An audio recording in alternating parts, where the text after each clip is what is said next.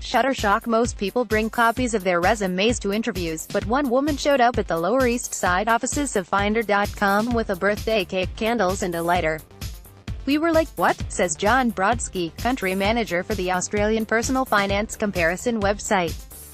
"It's my birthday," he remembers the job candidate saying, explaining that she was new to Manhattan and hadn't made any friends yet.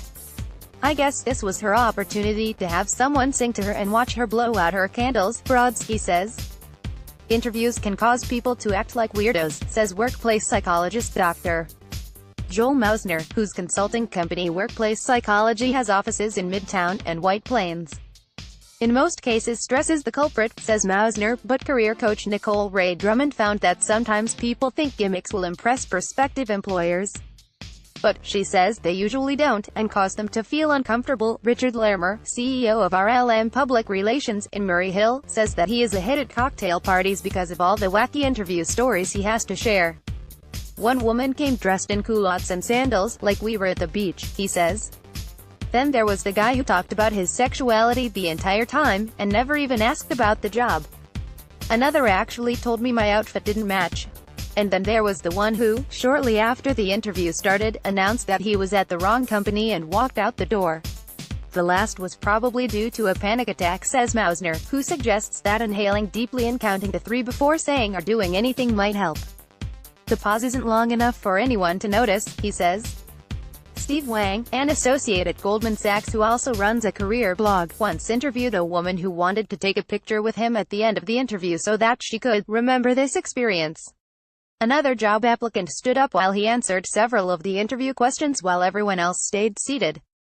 Peter Yang, founder of ResumeGo, spent more than a decade as a human resources manager at Hewlett-Packard and has had job seekers bring gifts, expensive chocolates and even coffee grinders, that caused him and his fellow interviewers to feel ill at ease.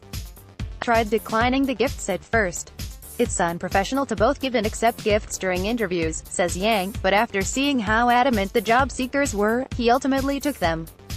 Hiring managers say that they understand that job candidates are going to be nervous and stressed and that one way to quell the anxiety is to spend time prepping for the interview.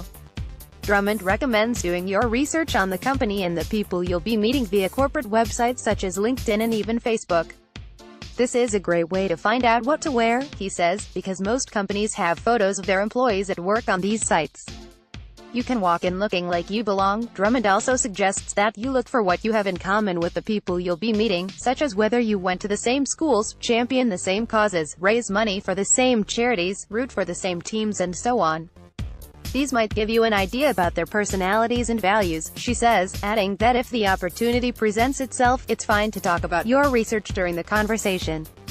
It shows that you are interested and that you've taken time to prepare.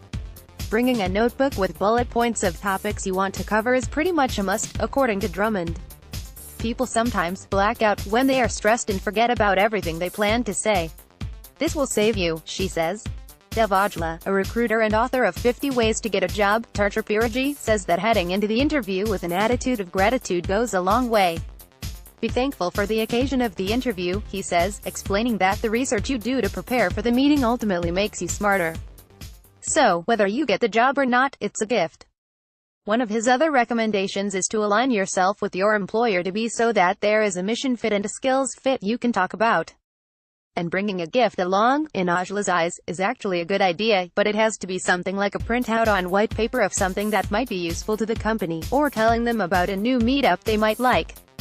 What you want to do is share information and have a conversation, rather than talking about yourself the whole time, says Ojla. If you are nervous, lead with listening. Let go of the idea that you're there to prove yourself.